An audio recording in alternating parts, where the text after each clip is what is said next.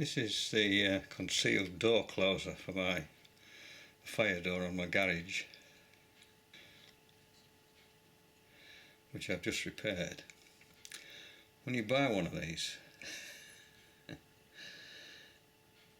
having drilled a hole in the door and put the door closer into the hole, you need sufficient slack on this chain so that you can fit both plates. When you buy them, they normally come with a retaining plate to hold sufficient slack on the chain. The problem is getting the slack on the chain in the first place. Sufficient slack on the chain is seemingly a very difficult thing to do. The spring is incredibly powerful and you simply can't pull the chain out with either pliers or putting a piece of string through and pulling it. And the easiest way of doing that is with a claw hammer, which I will demonstrate. And instead of using a retaining plate, which I haven't got because this is a repair job, I'll just use a pair of mole grips. Show you how it's done. This is the internal door closer on my garage door, and it's failed.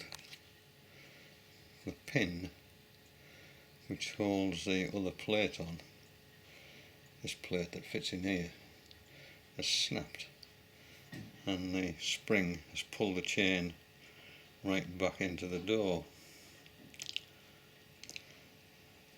And in order to fit the plate with a new pin onto here, I need a load of slack. So I need to pull this chain out. It's impossible to do with just pliers and or pieces of string or whatever. It's incredibly powerful, is that spring. So I need to pull this out, and the easiest way of doing it is with a claw hammer. So using the claw hammer on the end of there, I can pull the chain out quite a long way.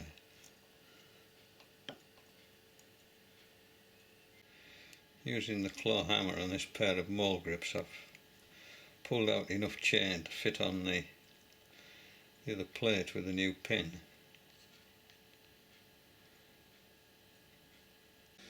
So this is the plate, and the end of the chain goes through here, and on the other side is a pin which fits through the chain. So I've just made a replacement pin there, and that fits in that little groove.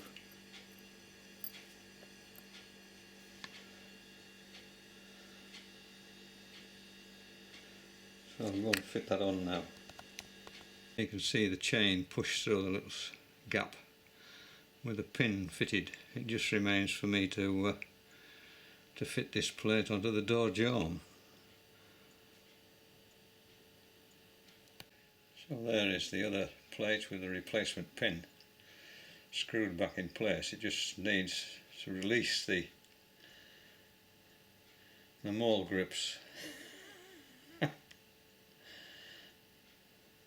and it should work all right. There it is, all back in place.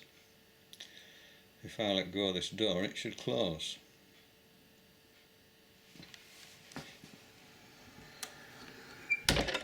It works an absolute treat, and it's only taken me 20 minutes to do the whole thing.